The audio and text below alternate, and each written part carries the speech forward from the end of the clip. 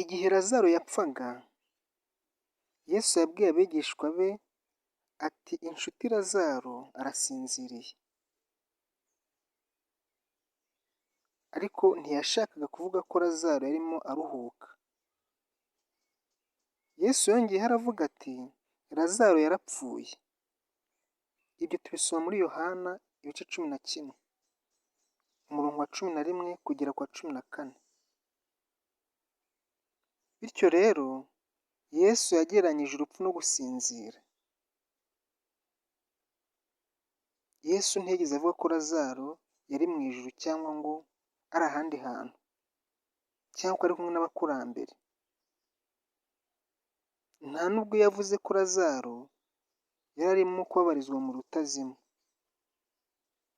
cyangwa ko ari kongera kuvuka mu bundi buzima, cyangwa ari inyamaswa. Ahubwo Lazaro yari ameze nk'umuntu uri mu bitotsi byinshi. Aha hari indi mirongo y'ibyanditswe igereranya urupfu n'ibitotsi byinshi.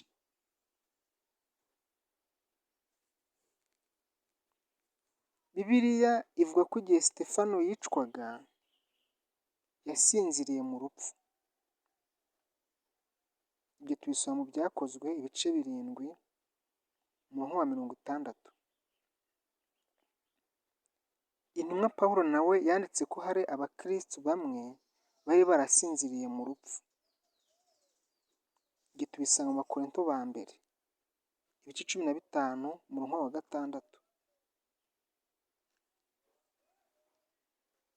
Rero nk'uko umubyeyi abyara umwana yifuza ko azabaho, ntaba ashaka ko azapfa. Ni nako byagendekeye Imana igihe yaremaga Adamu na Eva. Yashakaga ko bazabaho ubuzima bwiza buzira umuze, bishimye iteka, kandi babaho ubuzima bwose.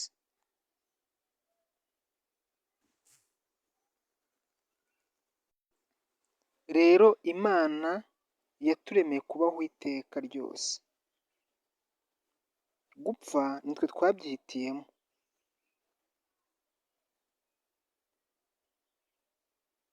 Ese kuki dupfa? Komeza udukurikire, uragumya kurushaho gusobanukirwa byinshi. Igice gikurikira tuzasobanura neza impamvu dupfa.